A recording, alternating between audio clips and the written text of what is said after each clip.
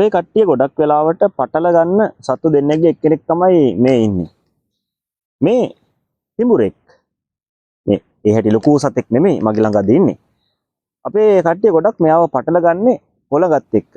ඒ මොකද දුමුරු පාටයි රටාව ටිකක් එක වගේ. හැබැයි වෙනස්කම් තියෙනවත් පෙන්වන්න. කොහොම නමුත් මේ මගේ අතේ ඉන්න සතා නැත්නම් මේ පිඹුරා නිර්විෂ සර්පෙක්. ඒ කියන්නේ මෙයාට මිනිස්සුන්ගේ ජීවිතවලට හානි කරන්න පුළුවන් විසක් නැහැ. සාමාන්‍යයෙන් පොළඟගේ අපිට දකින්න ලැබෙන්නේ හරි ඒකාකාරී දන්වැලක් වගේ රටාවක්. හැබැයි මේ පිඹුරගේ එහෙම නැහැ. පිඹුරගේ බලන්න මේ කිසිම ඒකාකාරී ස්වරූපයක් නැහැ. අර අහසේ වලාකුළු තියෙනවා වගේ එක එක හැඩයට. නැත්නම් අපි කියන්නේ කැමා සූට් එකක තියෙන හැඩයට වගේ තමයි මෙයාගේ මේ වෛරන් ටික පිහිටලා තියෙන්නේ. ඉතින් මේක තමයි පොළඟ සහ පිඹුරා අඳුන ගන්න තියෙන ප්‍රධානම ලක්ෂණය. මතක තියාගන්න ඕනේ මේ පිඹුරා නිර්විෂ සතෙක් වුණත් පොළඟ කියන්නේ උග්‍රවිෂ කාණ්ඩේ ඉන්න සතෙක්.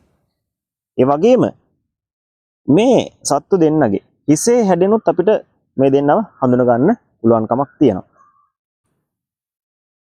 කොහොම නමුත් මේ නිර්විෂ පිඹුරා වේවා උග්‍රවිෂ පොළඟ වේවා කවුරු නමුත් අපේ ගෙදරකට ආවොත් අපේ වත්තකට ආවොත් පොළු පාරක් දාලා මරලා දාන්න අවශ්‍යතාවයක් නැහැ. ඉතින් පේනවනේ මේ අහිංසක සත්තු.